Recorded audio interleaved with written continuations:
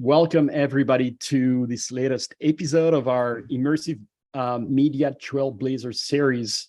We have a very special guest tonight, Will Pappenheimer. Will is an artist out of Brooklyn, and we've been working with him for many years now at Hoverlay, and it's been a great honor, and I'm sure you're going to be amazed by his wealth of knowledge and the depth of his work. Most of his work has been around the collage of the virtual and the physical world, how those two intersect. And we have also spoken to other members of Manifest.AR before. So Will is another founding member of Manifest.AR. His work has been shown around the world, but most significantly at the Whitney Museum of American Arts, at LACMA in LA, at San Francisco MoMA, and many other places around the world. He's going to share his experience in creating experiences, outdoor experiences that are immersive for the public. And after his presentation, which should last between 20 to 30 minutes, we'll open up for a Q&A. So hold on to your questions. You can type them in the chat so that we remember them, and we'll open up again after 20, 30 minutes to an open Q&A. So Will, welcome, and thank you again for taking the time. We're really fortunate to have you. And without further ado, the floor is yours.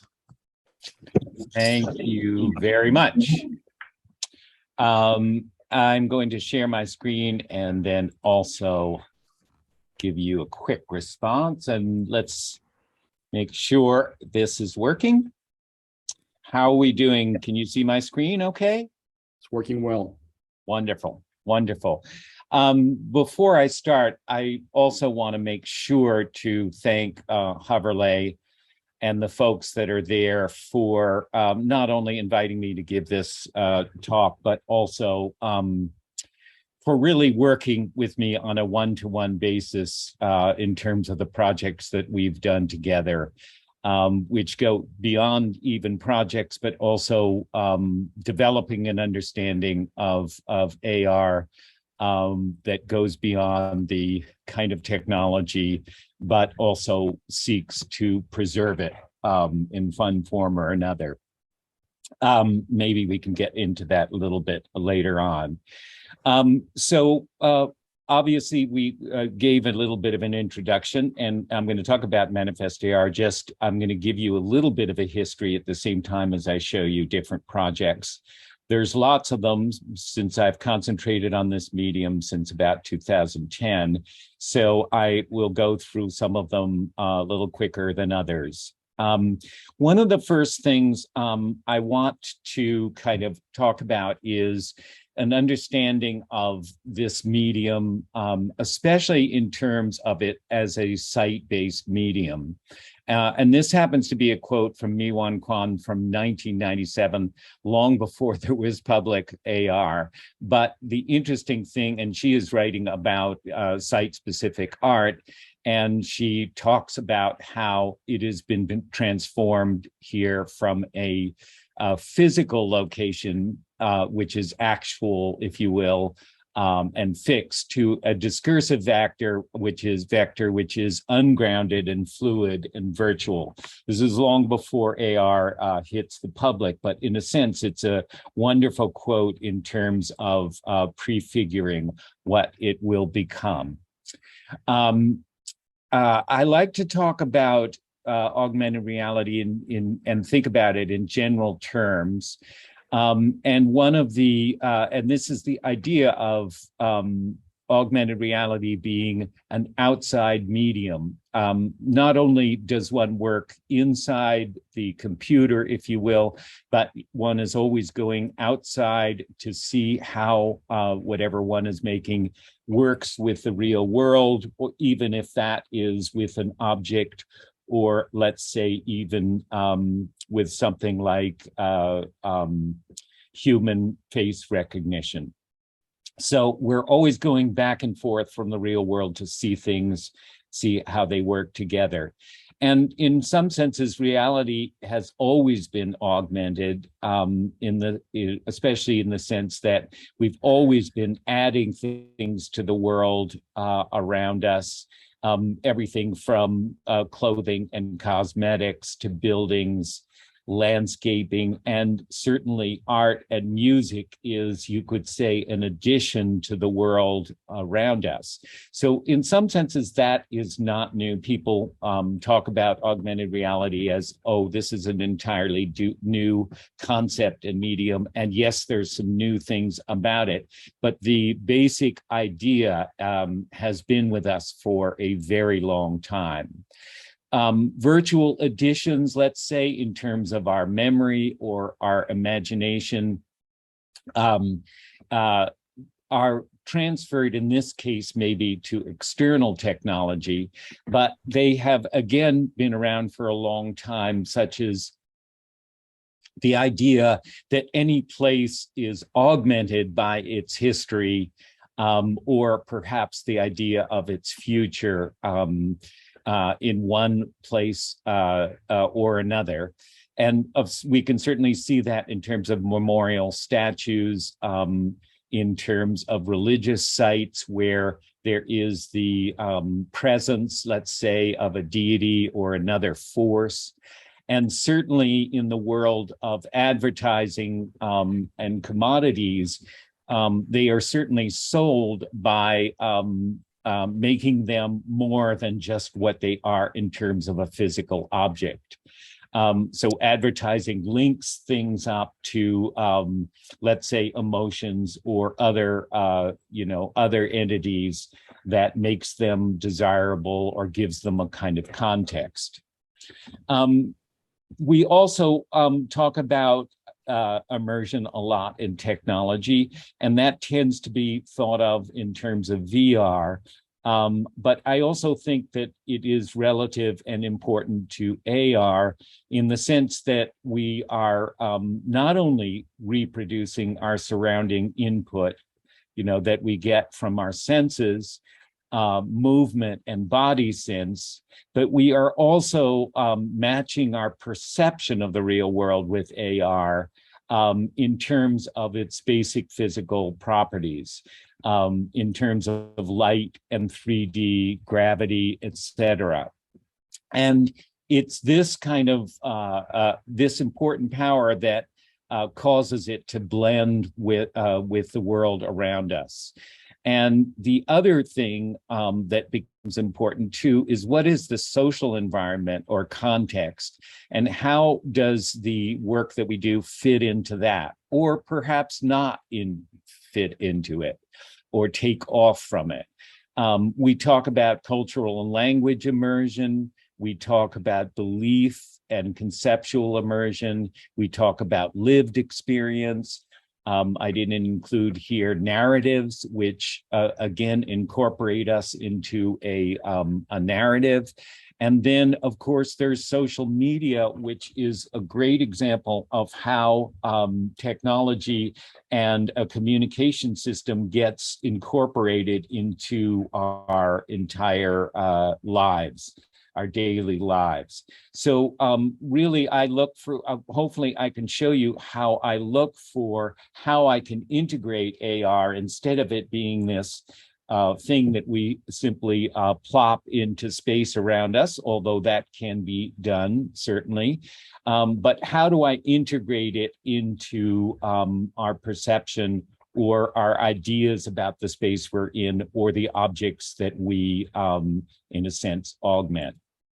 As mentioned before, I have worked and started out in 2010 with what became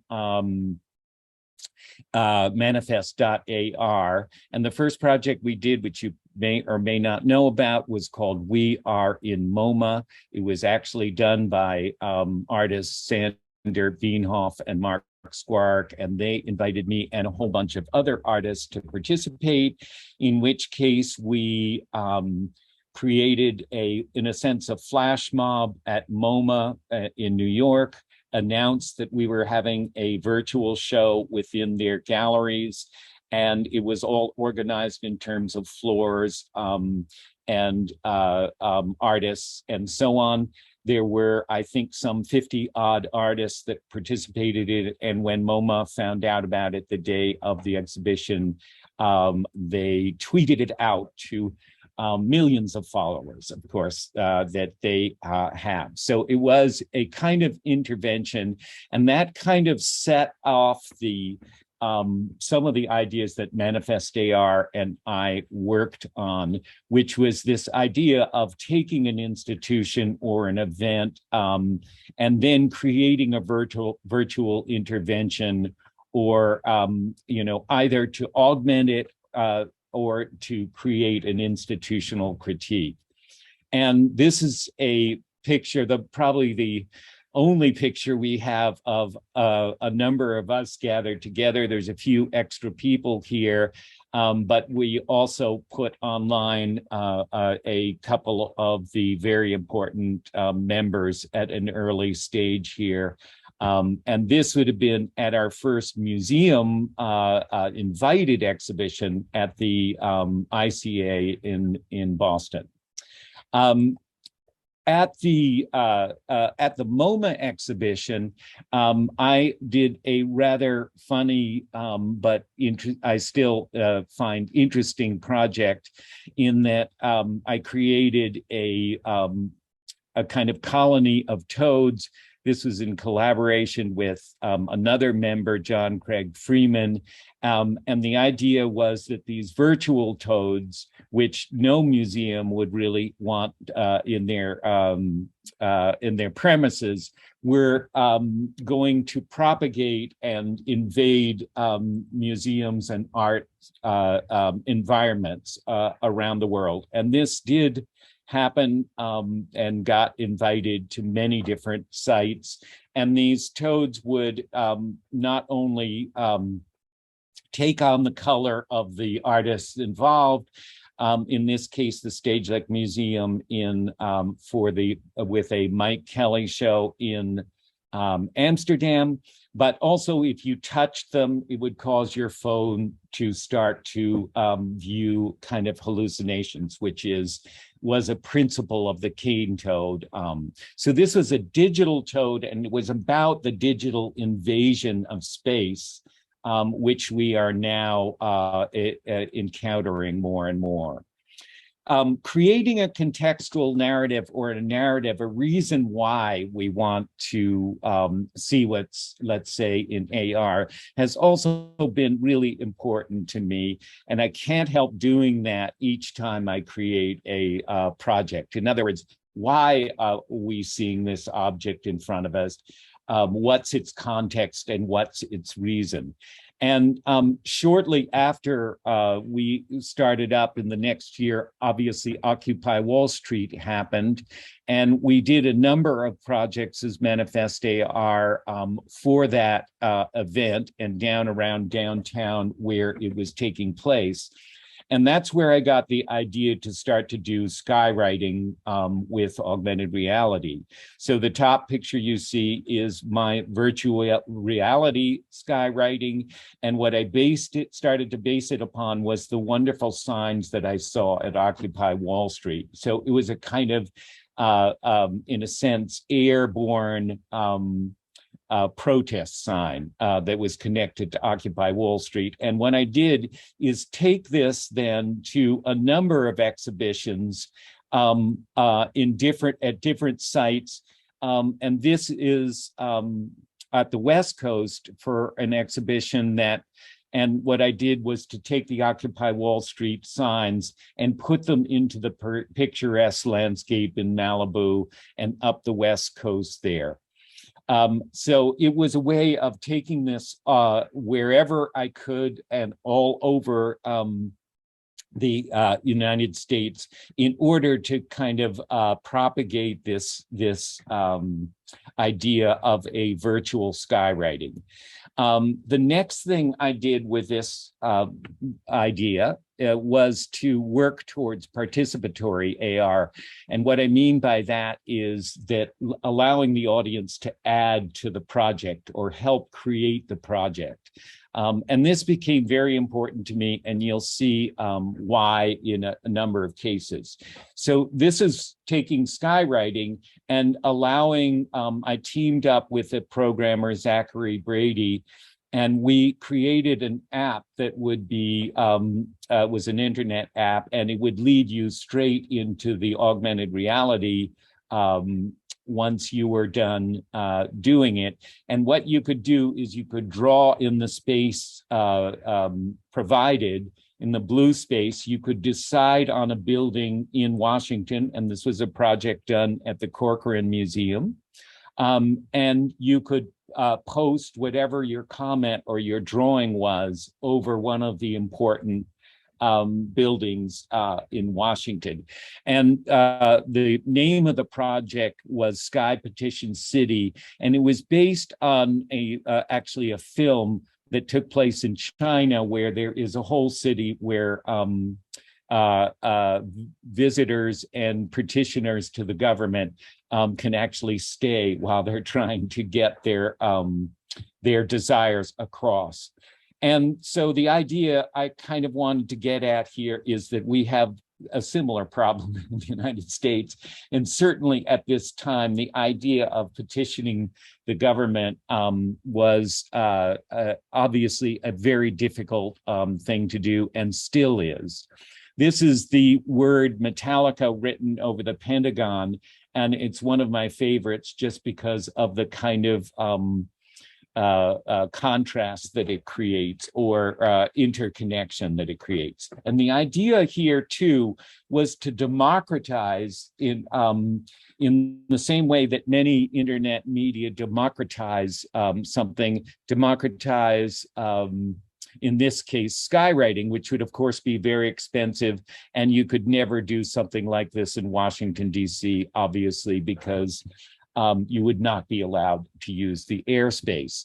And then in this case, what I would do is allow, once a skywriting over a building was replaced by someone else putting it there, I used the Washington Monument as a kind of pin cushion to put all the discarded, if you will, skywriting on top of it. So it would just keep stacking up as people went along. And if you walked over to the Washington Monument and underneath it, you would be underneath these huge skywriting drawings and messages and so on.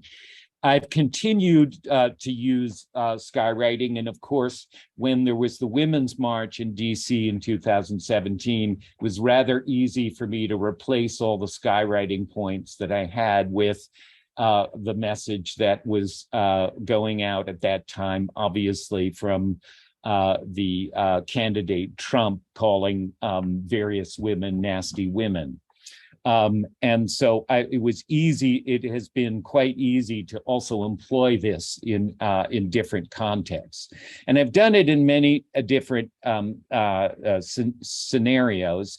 And one of the most recent was to commemorate the Marblehead Arts Association and the building that it's in. And I'll just show you a little bit of what this looked like.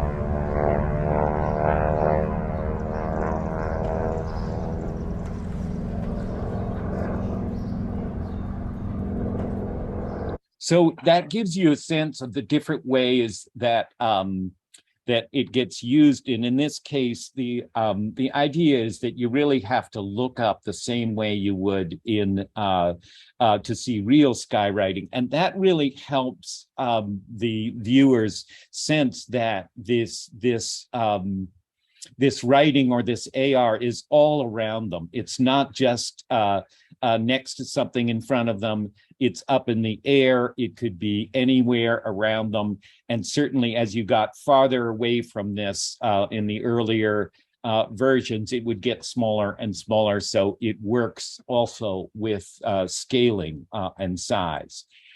Early on, also another technique for kind of immersion that we used, and this was in 2011, was the idea of the AR tour, which is now used a lot already in different projects. So it doesn't seem unique now, but certainly at the beginning here of mobile AR, there wasn't, in a sense, a similar format.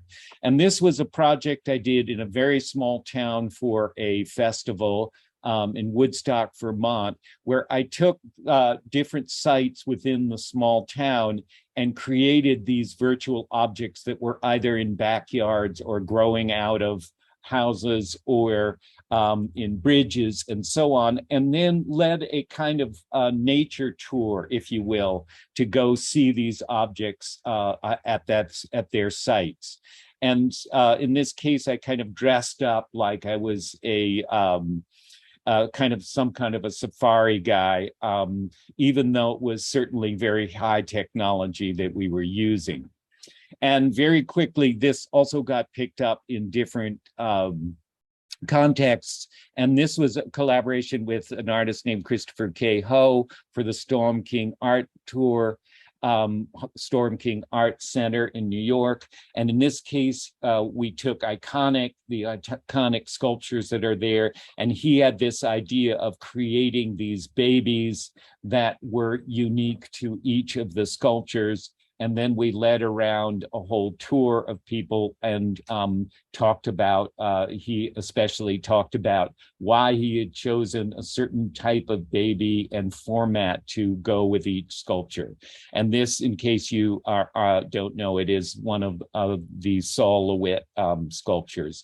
And this is, the idea of a contrast between what you're seeing as an art object and what you are seeing in terms of AR, and how the audience in that case has to kind of put it together in some kind of unique way.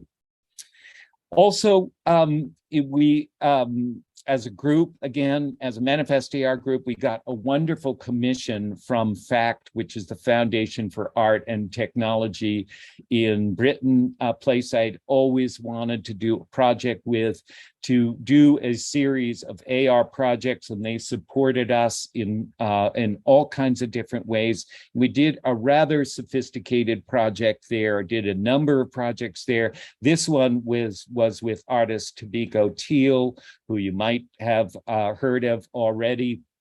And what we did is we created a heart rate monitor which was connected to the augmented reality, so that if you walked through the environment and you could keep your heart rate at a nice, calm, and even pitch, it would start to sprout virtual augmented reality plants around you.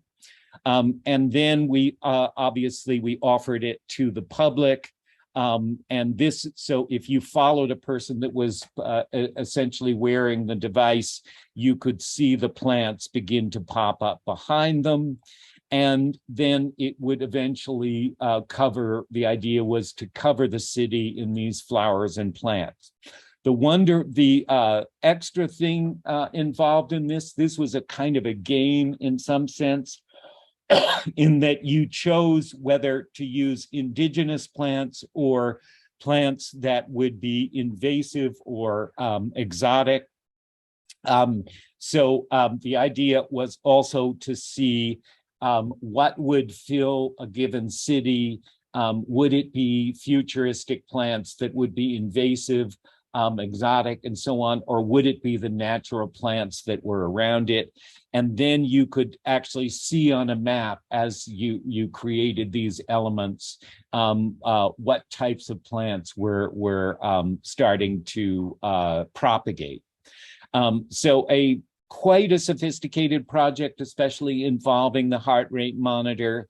And we also worked with physiological commuting at the department, at one of the departments in Liverpool, Liverpool University. We also worked with the Museum of Botanical Museum in Liverpool.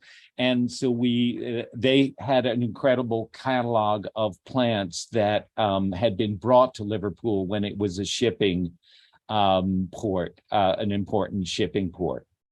So it was connected in many ways to different aspects of the community, as well as the history of the place. In 2014, I was very pleased to be invited by Christiane Paul to create a work for the final night at the Whitney in the Breuer building before it moved downtown, where it is now. And the idea was to make something for the final party. And of course, since I had made a number of projects with the idea of creating a AR drug, I created what I called a custom drug for the designer drug for the final Whitney party. And the idea was that the building was completely emptied out. So this is probably the last artwork in the Whitney Breuer Museum, in the sense that it was a virtual project, and it essentially filled the entire building with this kind of hallucination environment. And when people came, they were given a QR code with a pill on it, and they just held it up to their phones, and the phone would then go into the application. The invite included the name of the application, but it was very easy for participants to join in with this. And these are just a few of the pictures of what it looked like on the evening of the party. I also had people licking their phones, because once you downloaded it, there was a final click to go into it, and the idea was to lick your phone to be able to get the drug. And there were all kinds of wonderful experiences, and certainly many people took the drug and enjoyed it. And these are just some of the pictures of what they experienced. And of course, we got a lot of press in the after the event. Here's Vogue magazine's post about getting high in the Whitney Museum. And why am I showing you this? Also, not only for its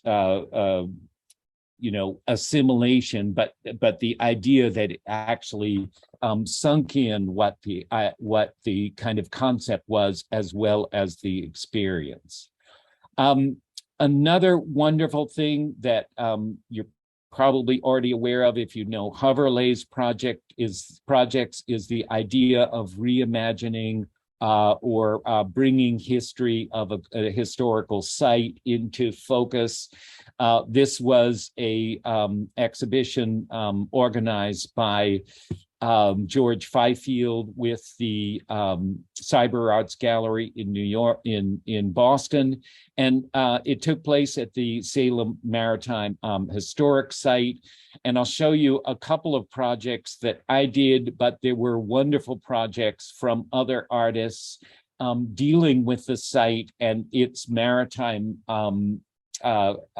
experiences and history, and how that related to what we are seeing now. Here's one of a couple of mine. I'll show you a little bit video of, which this is called Privateer's Reenactment, and it is essentially during the Revolutionary War.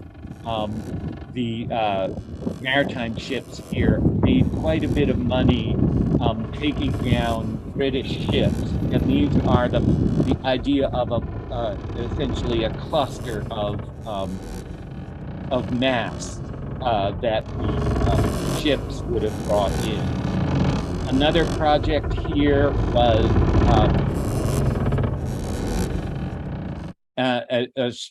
the ascension of cod, which was a lot about the disappearance of the cod population. And so this is the idea of them ascending to heaven.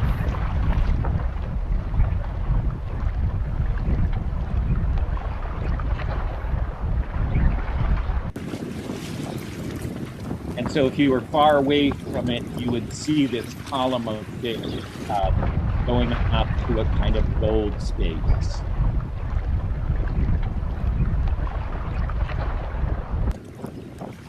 This is, I'm going to move on, maybe skip through a few things so I don't take too long here. This is another very slightly different project, but again, relating to a commission that was specific from a museum. And it starts to use the more advanced technology that came out essentially, I would say about 5 or 6 years ago, led by Apple and Android, in terms of the phones becoming much more sophisticated in their in the way that they can track the environment and install augmented reality around it. So this was a museum that was going to do a show on still lives, and they wanted me to do a project based on a Mark Rothko painting and room that they had there. And they were friends with the Rothko family. I'm sure you all know the painter that we're talking about here. And in some senses, I considered this a still life, even though it's abstract, but the way that it essentially creates also an environment around you. And we all know that still lives, normally involve objects and so on around us. And in some senses, AR is a form of still life augmentation. But in this case, I was thinking about an abstraction as a still life or as an engaging still life. If you know Mark Rothko's work, you would know that he also thought of this as a almost sacred form of an environmental painting. And he actually wanted to create a series of rooms that would be, he would call oases, and he would put paintings in them by the side of the road, and you could stop in your car and experience them. And I combined that with the idea of here, this is a picture of the Twilight Zone, where essentially everything is frozen in order to make the final project or set off the final project involved here. This is in the wrong place here. Okay, and I'm going to show you a little bit of what this effect was here. Oops, sorry, got me self mixed up here. So as you put your camera on the painting, it would start to leak a kind of blue mist. And then the entire room changes into a mixture of what you're seeing as the real world around you. In other words, the painting behind this car, and an entirely frozen environment. And the amazing thing is that, and I'm turning it essentially, the gallery, into an oasis. And the extraordinary thing about the technology is that it recognizes all the boundaries of the room and essentially syncs them up with the kind of vision that I put here. And so you see a lot of elements here floating in this environment as part of this. After that, I became interested in the idea of motion capture and the human figure within, using that within AR. And I started a collaboration with Freya Bjorg Olafson, a Canadian multimedia artist, in order to create a series of works with dance and movement. And I'll show you a few of those before I go on to a kind of final series so we can leave room for questions. This is my first work using her motion capture that I placed without it, again, asking permission in the Guggenheim Museum, because it was a wonderful space to be able to see it. And this was a kind of swimming pool, a floating swimming pool with her motions as a dancer essentially applied to a game character. And the water is, all of this is what you are able to do essentially with game technology and AR, even to the point that you can go underneath the water and experience what it's like inside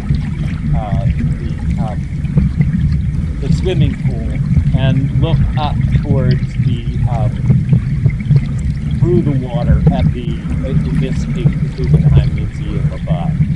And this figure continues to dance and submerge into the swimming pool as the project goes on.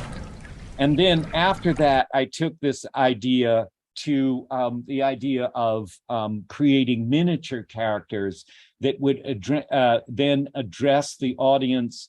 And this was during the time of COVID, so I was imagining the idea of these miniature figures, almost like Princess Leia from Star Wars, appearing in very domestic spaces to be able to address the audience, and they would be triggered by various elements. We talked on the phone, and you said that you were not quite feeling like yourself. There's water, air, fire, and earth. Now, water is important. And a series of works created here. Here's another one. Holding up back. And another one here, where essentially what you're seeing is this is again a Sol-LeWitt drawing, and over it are these figures swimming in a vertical pool, if you will. And the pool distorts the painting behind it.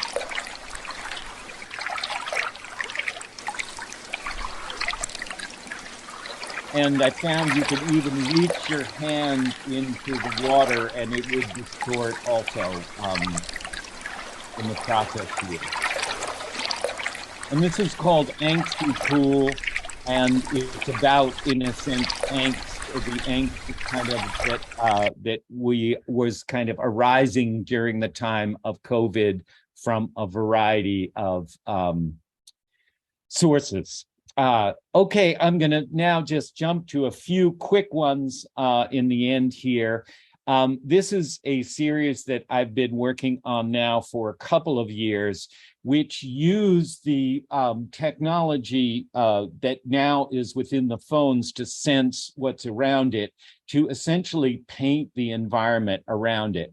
So what I can do is go to all kinds of different contexts and use different patterns and so on to paint the environment around you. So this is very user generated. It's you creating, in a sense, the painting around you. And this is what this was done in the Met Museum.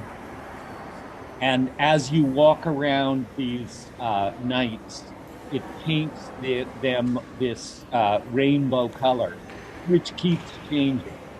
And this is really the phone sensing the environment and then you being able to transform it.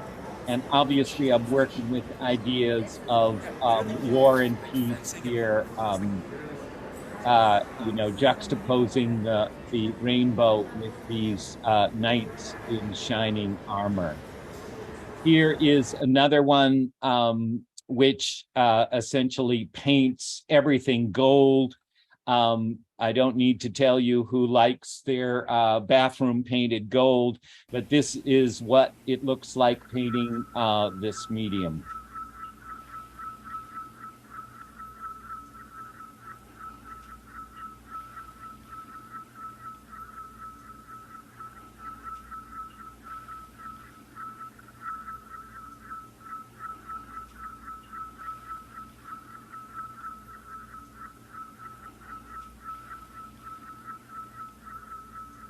And so eventually the entire bathroom is painted gold. And this is sticks around for quite a while. As long as you don't close down the session, it will stay there. Here's painting my studio in a pattern.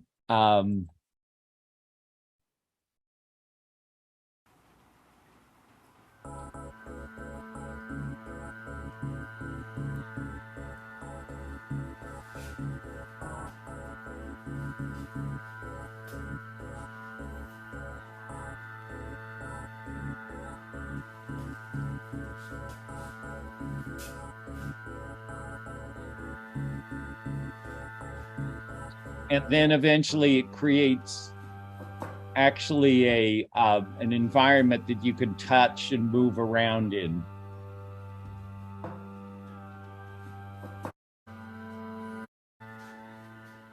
And this is what the studio looks like once it's been painted. A rather strange environment. I've also done this as a performance outside, and I like to talk about recording performances in AR. And this is painting a field nearby where I stay at different times, and painting it essentially with a color field painter type of pattern.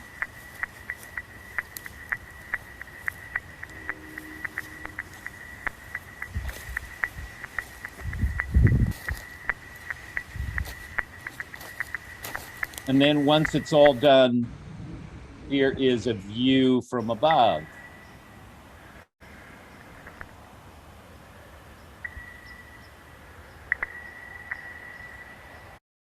And this can be used in even more complicated ways, which I'll show you a little bit of. This is painting the subway at Chambers Street with this cracked earth. And it's called Scorched Earth Policy. And you'll see a train pull in after I pretty much painted the whole environment here.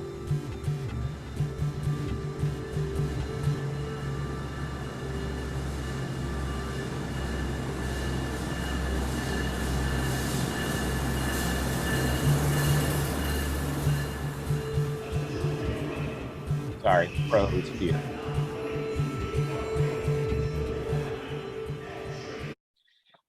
Finally, I'll leave you with a project I just started work on that is done in Hoverlay in this case, and it's similar in that it is a painting of forms, but I call it voxel shower, and it essentially creates these colored blocks that then fall on the passersby. This was done in Columbia.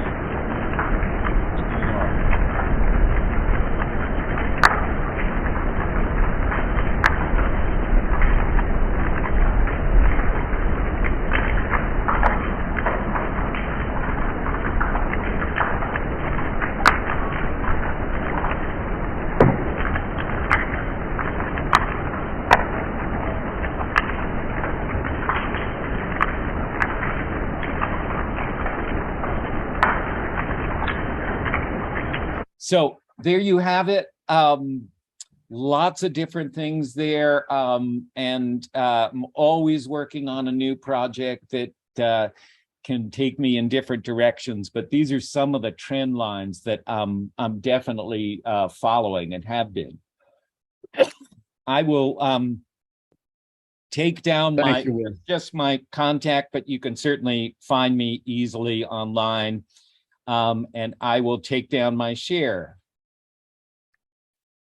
Will, thank you so much. Again, this was packed with ideas and creativity and beautiful things. So let me now open it up. I know there were a few questions in the chat, so I'm just going to open it up. If you want to unmute yourself and jump in, now is a good time.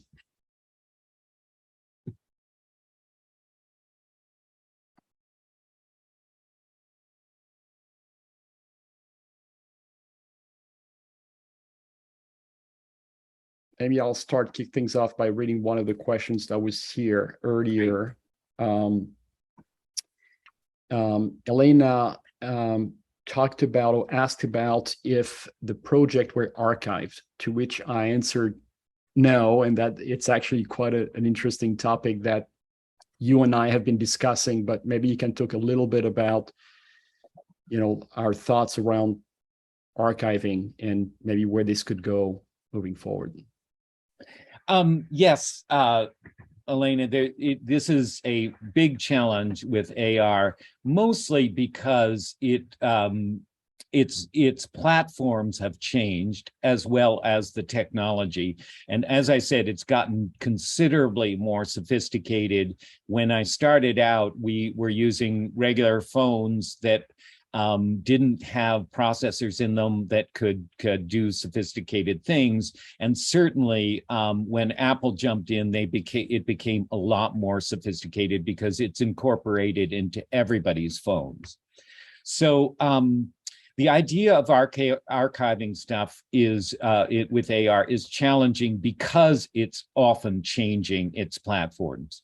Some people have made their own AR platforms, but those may even, in a sense, when the operating systems change, those could perhaps no longer work. What actually I've been working on with Hoverlay and Nicholas is the idea of what are the fundamental building blocks, if you will, of AR, and how is it configured so that if we could describe a project and save its parts, then they could be transferred to a new system. And if any of you have ever worked with video, there is certainly principles of video that haven't changed. There are principles of film that haven't changed. What is a cut? What is an edit? What is a fade from one to another? How does a camera work? And so on. So the idea is that over a decade of working with AR, I can certainly see that there are building blocks and relationships between the building blocks that could be described. The other way, and so that really means that, let's say with a complicated project like the heart rate monitor, the best I can do is to save all of my components, having created it myself, essentially. And then if I wanted to reconstruct it, if I reconstruct it, I'll know what to do in a different software. And I have certainly done that a number of times and translated, although it is quite a difficult process. I think museums and institutions that save this work or are interested in this work will be able to work with a roadmap that we provide them if they want to put the energy into saving the works. But we certainly can do a lot to create, if you will, these building blocks, roadmaps, or diagrams of how the works relate to each other. Does that start to answer your question? What would you add to that, Nicholas? Yeah, I think, and I don't know if Elena is still on, but what I would say is if you're an artist or a cultural institution and you're interested in joining this initiative, just send us an email and we'll be happy to, loop you in. I think it was just the beginning, but I think there's a lot of interest in this. And I think the more we can discuss and share ideas and kind of roadmaps, the better. One more question from Elena, because I'm just viewing the chat, is about phones sensing the environment. And the answer is yes. The incorporation of the LiDAR scanner, which is essentially constantly at work, both for your phone camera as well as AR, was a very big step for AR. And it is what I am employing to essentially use the, let's say, the limitations of the room, or to paint the room. Essentially, I'm just using the LiDAR sensor to, instead of sense the room and save a map of it, to essentially paint the room around you. But it also has wonderful capabilities of memorizing, essentially during a session, quite a large area around where you start from. One project I did, which was at a residency on Rockport, Massachusetts, essentially used the entire environment surrounding a house to create another environment which you can walk through. And it essentially holds it quite well. I don't know what the limitations in size of what it memorizes, but during a session, but it's quite extensive. And regarding the visual effects, do you give a library of visual effects that the audience can choose from, or are they generated by themselves in another way? Do you mean the painting ones? The painting ones I have I've done primarily in through Unity, and then creating an Apple app. And so if I was to publicize it, right, and to publish it, I would give the person a choice of the different painting tools that they could use. But for right now, it's individual applications. But obviously for me, it's a little hard all the time. I've made many of these, and it's a little hard all the time to go through the Apple process, as you might know, to create an application. But yes, that's how I would show it. I have showed it in a museum, and one of the ways I'll work with, let's say, a museum or a site, is to give them an iPad or a series of iPads so that they can then use them on site. And then the person can choose between a series of the Painter apps. That's how I get around the idea of publishing each project. Hoverlay is wonderful in that there's a whole variety of works that you can do through Hoverlay, putting projects on Hoverlay, but there are limitations into what Apple allows you or Android allows you to add to, let's say, a given project that is within another project. Does that make sense? I have another idea, but I'll share it at the end after other people ask questions. Yeah. Someone was asking about scale, and this is another wonderful thing to think about, because scale is just so important in AR, and in terms of both these concepts of being immersed, and also creating a relationship between the viewer and and what they're seeing. The idea, let's say, of creating something that's huge, that you can walk around or walk through, is really a wonderful idea. And really, if you're authoring this stuff, you can walk inside an object and see different things inside an object than you do from the outside. And I've done a number of projects where you'll see something, and then when you walk into it, you're entirely in this sort of kaleidoscopic world, with everything turning around you. So the idea of thinking of AR as something that we see in front of us, that we can also be inside. And the idea again of scale here, the miniature projects that are part of domestic environments that I did in a gallery show at the Alpha Gallery in Boston is one way of approaching it, and obviously something monumental. I did a project with the Brooklyn and Manhattan bridges, creating simulations of them and then allowing them to rotate in space would be a huge project. Now, you also have the phone right now as a small screen looking out on a large field, right? And that's often a challenge to get across what scale is. Often I will use an iPad rather than an iPhone to show a project so that the scale can be a little bit more accentuated.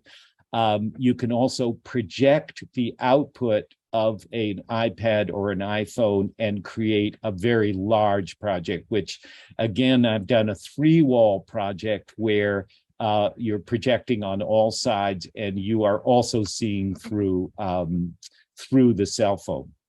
It's another way of achieving scale. When glasses come around, obviously scale will be essentially within your eyes, if you will. But all of these things, when I'm doing a project, I consider all of these elements as possibilities. And so, you know, it's really what is the situation that it's going to be in and what is going to work best for that. And then there's the ideas of, do you want to make this so that the project is available to everyone? Okay, in which case you're going to want to make it a cell phone and in a sense, mass available project. And so then you want it to be in people's cell phones and for them to carry it with them and so on. All right, I think we have time for probably 1 or 2 more questions.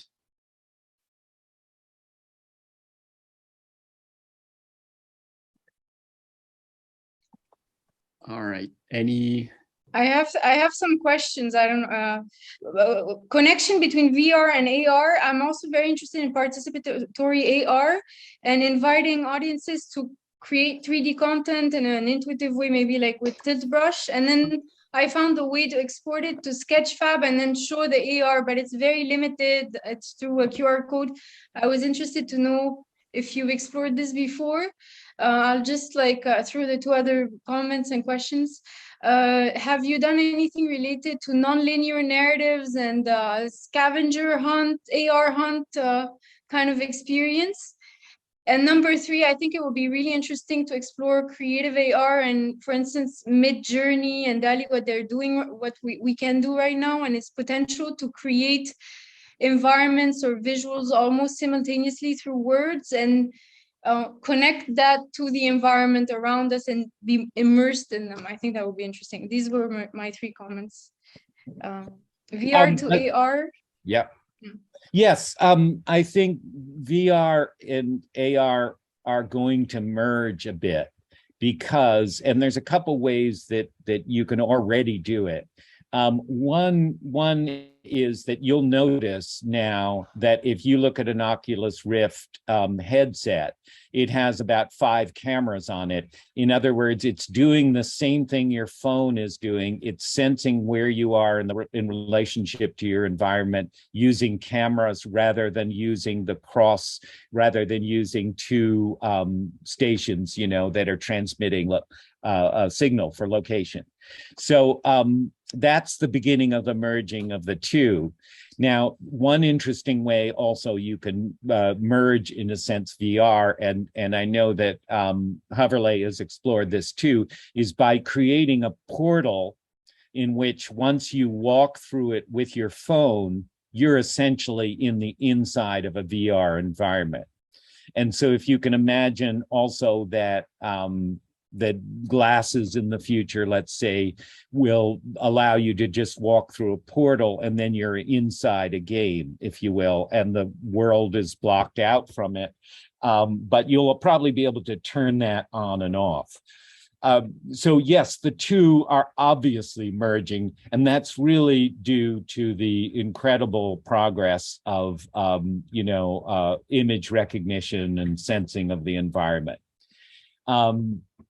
The other question, essentially, what was the other one you were talking about? Have you had any experience with a kind of non-linear gamified AR experiences, such as a scavenger hunt Yes. with AR?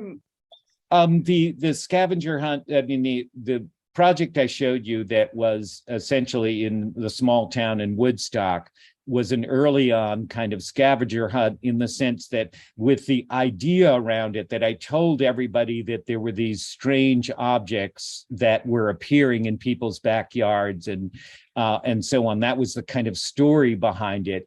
And the idea was we wanted to go out and see if we could see these. Now, obviously, Pokemon Go was the huge step in this kind of direction. And essentially, they used the knowledge everyone had about Pokemon figures to create a scavenger hunt, a giant scavenger hunt. It wasn't very good AR initially. I don't know what it is now, but because it had all these characters that people were familiar with and a fascinating way to collect them, it created, if you will, a worldwide scavenger hunt. And it created a lot of problems that you might not know about, which is often people would gather in places to try and see a very rare character and catch it, and they would cause very serious problems in streets and so on. And there was even a legal issue that came up where a character was put in a rental house, and it caused everybody to go to that particular house and try and get the character, and the owner of the house didn't want this to happen. And so what you will probably see in the future, and something we thought about from day one, is virtual rights. Do you know what I mean? Virtual space rights. And there is just to add to that, there's been we had in Hoverlay some experiences doing. I think it's somebody who's not on mute here, but we've done a number of those scavenger. In fact, in a lot of cases, what people publish are very much non-linear type of experiences where people navigate, in a kind of unknown order and discover things as they go. So we can chat offline if you want, about some of what we've learned doing that. Yeah, it's a good format, and you can also introduce a whole concept, right, that's involved with this scavenger hunt. What's going on that causes you to want to go see it. And it could be very also surprising in the way that it plays out. The idea, I think it's another person you might look at whose work is a lot on, puts his work in Snapchat. And again, I worked with early on in the process here, is Sander Veenhoff, who is in Amsterdam, and he works a lot in Snapchat, and you should see what he's doing in terms of creating figures that pop up that are mirrors of you, and as you walk or follow you, and so on. And Apple's technology now also recognizes your hand, and you can use that to create content or change content within the field. So now all of these things have become much more possible with the medium. But, the one kind of thing that ends up being very important to me is, as hopefully you can tell in the presentation, is working on something that is both maybe fun to do and interesting to do, but also meaningful, that has a kind of meaning attached to it, so that we walk away from it with something a little bit more than something that is just visual and neat, if you will, or technology, fascinating. The one other thing I also might mention connected with this is the idea of, an AR utopia or an AR dystopia, you could say.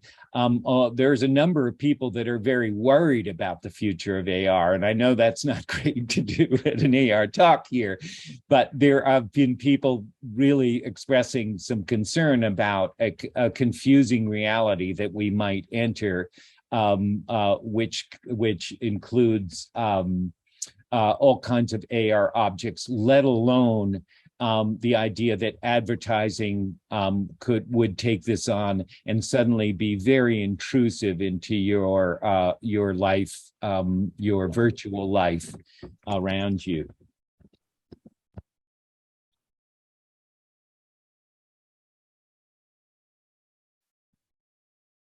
All right. So, Elena, feel free to, reach out. We can have more discussions, and I'm sure there's many more topics. Anybody has a final question, thought here? Lots of thank you. So, Will, I think I can safely say this, your content and insights were very well received, and I'm sure that you've helped many people think differently and more deeply and about this space. So, all right. Well, thank you, everybody. Will, again, thanks again. I hope we'll get to do this again with your next iteration of thoughts in not too long from now. And with that, I wish you all a great rest of the evening.